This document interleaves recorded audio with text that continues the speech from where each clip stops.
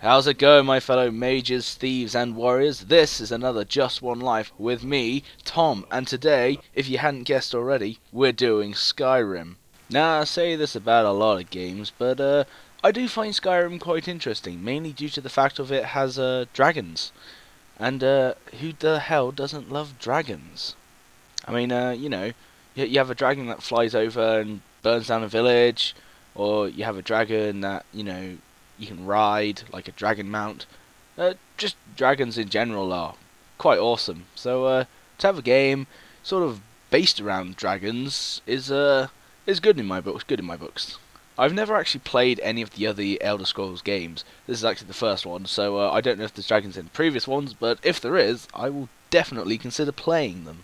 Now, I do find it sort of annoying because there's like a 10-minute intro of how they're just sort of coming down this mountain, they're explaining how we got caught and everything like that, and then they give a quick summary of the Imperials and the other people, Stormcloaks. I can't remember the names of them.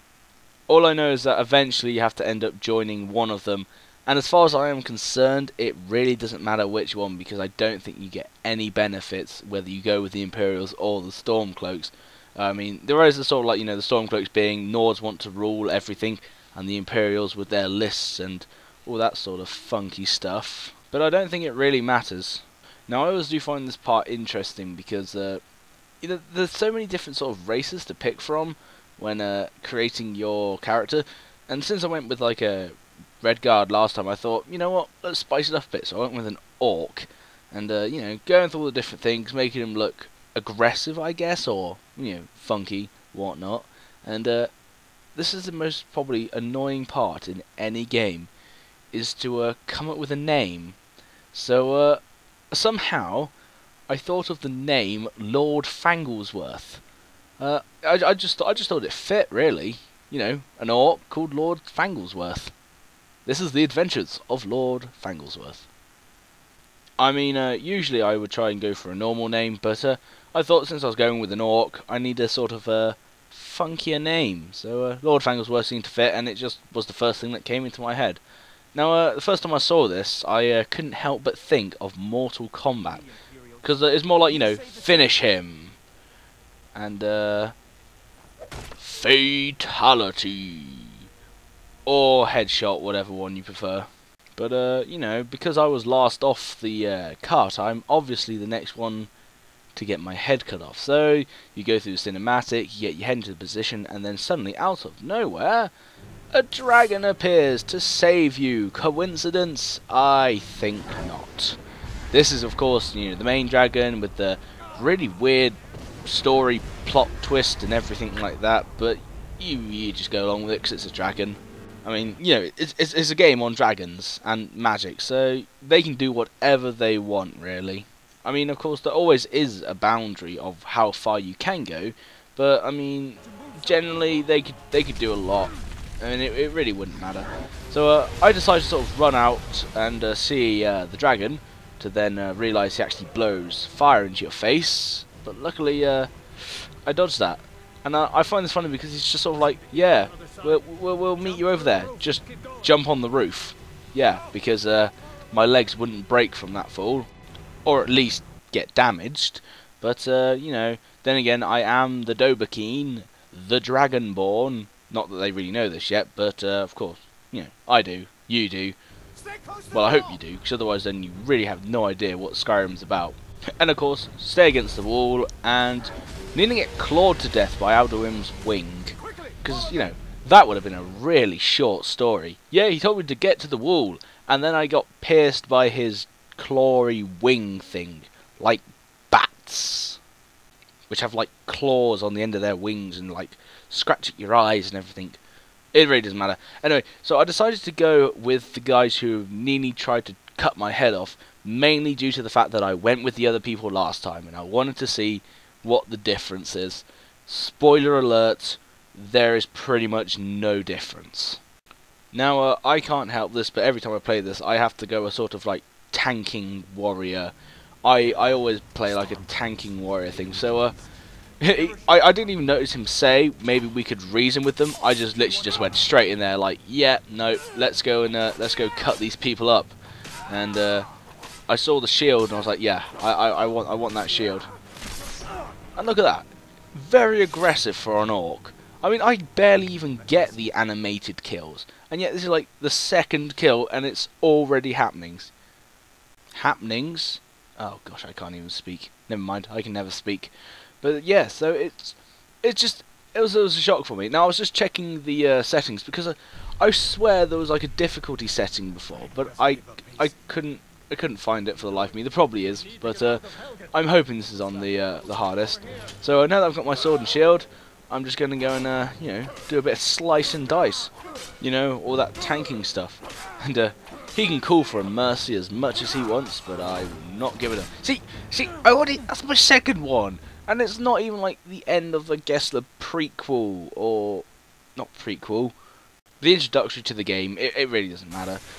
You fight a lot here, and I hadn't realised, but that's actually someone on my side. So you know, I thought he'd give me some bad looks.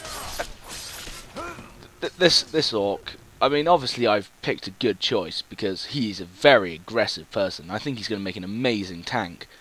But you know, I'm slightly jealous of how many animated kills I've been getting, since on my main character I barely got any. But then again, what can I say? This is the adventures of Lord Fanglesworth, a tanking orc. He was a leader in his tribe, and then he got... Yeah, I'm not even going to come up with a story for him. It's just pointless. So what I did this last time actually.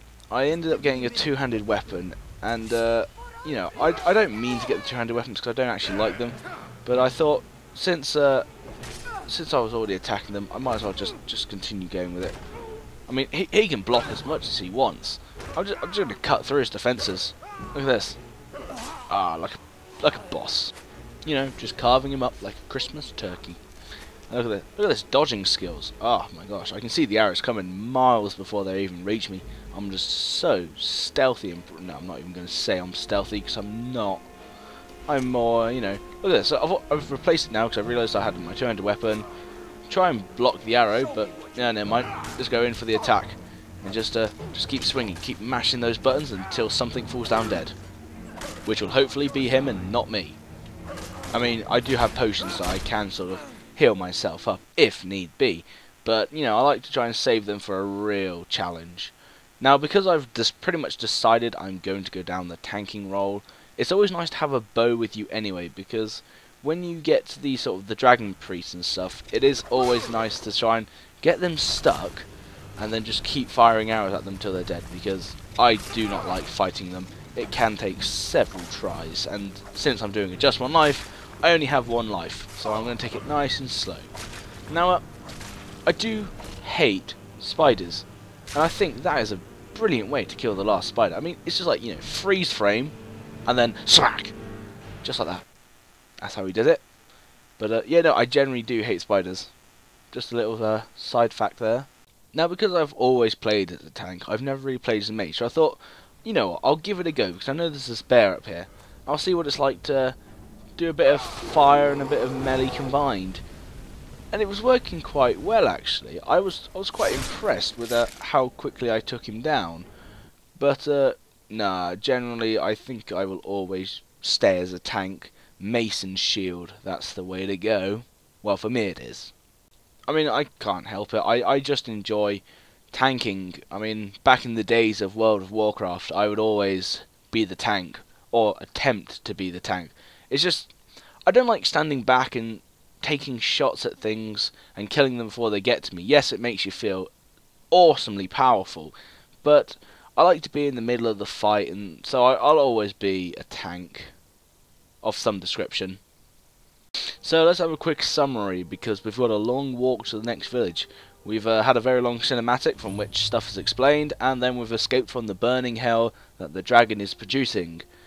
When you come to this part, this is when you sort of have to be quite sure on what you want to be. I mean, you don't have to select any of them, to be honest, but it's always handy to do it.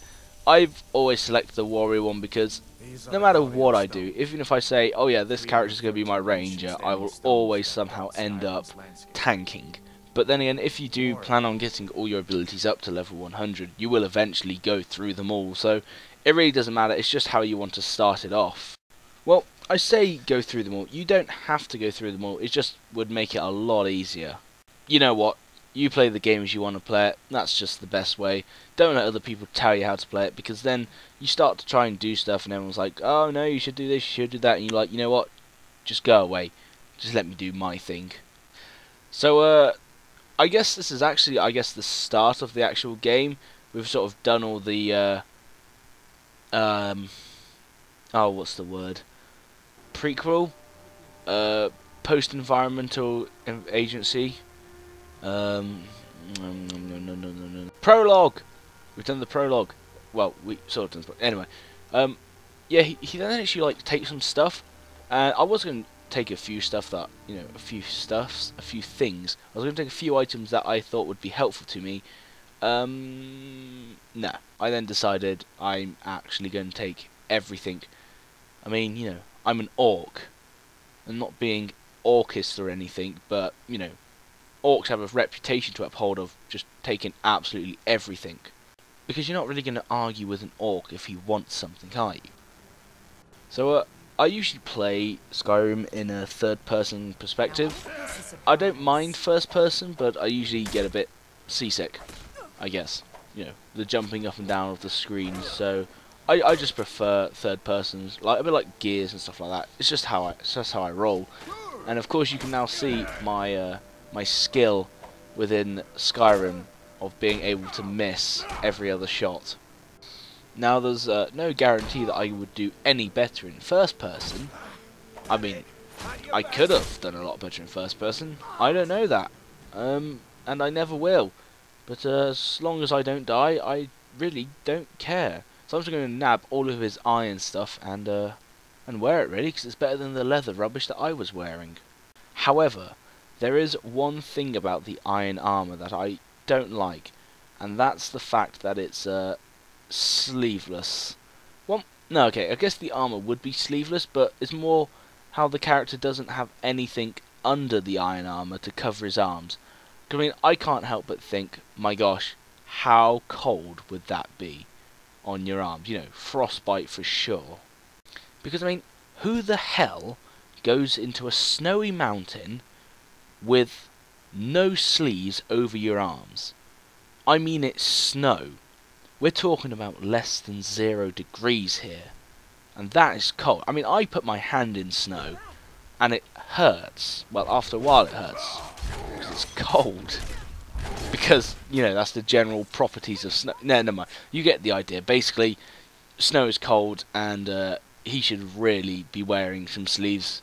Otherwise, he would die of hypothermia. Fribbib. But then again, this is Lord Fangleton we are on about. He's probably built for the snow. Well, he is an orc, so he probably is built for the snow. I find it funny, because you go to the guard, and he's like, oh no, no one can go in. And it's like, yeah, I'm here on a dragon attack. It's like, oh well, you better go in then. Yeah, some good guards they are.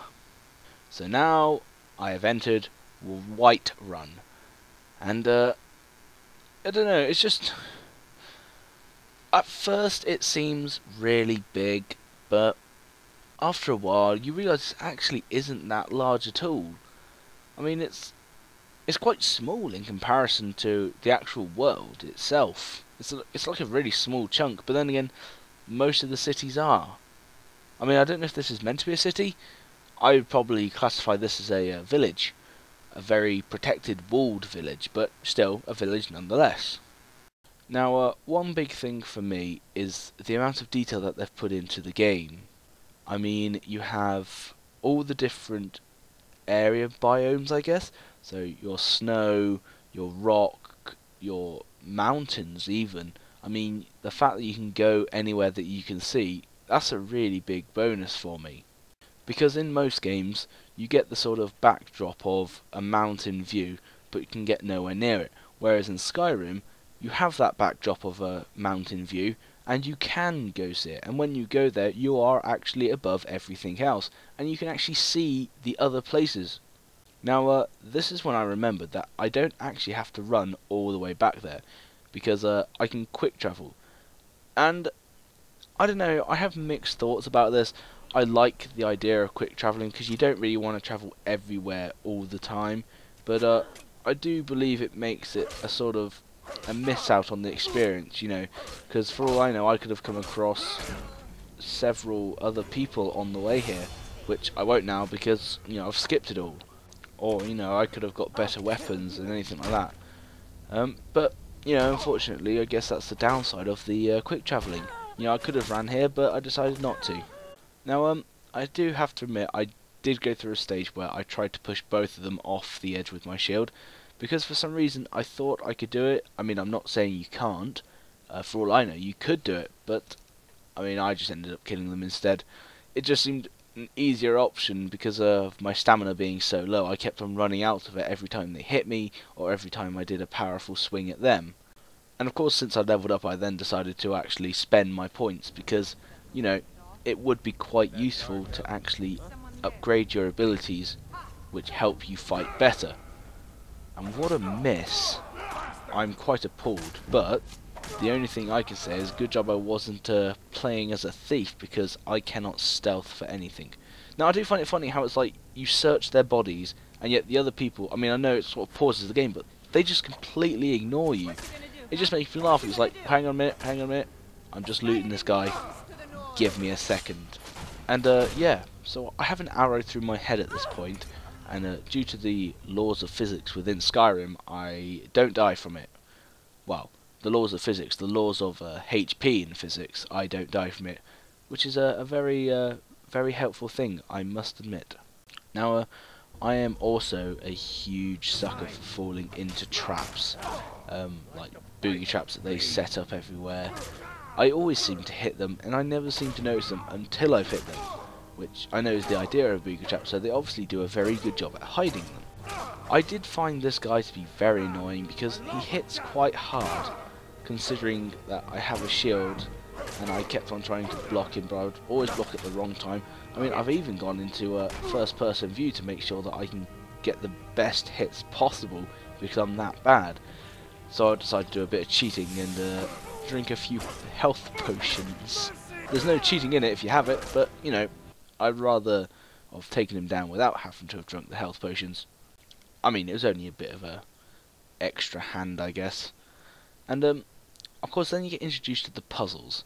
Now, because I've done this puzzle before, I know what to do, but no joke.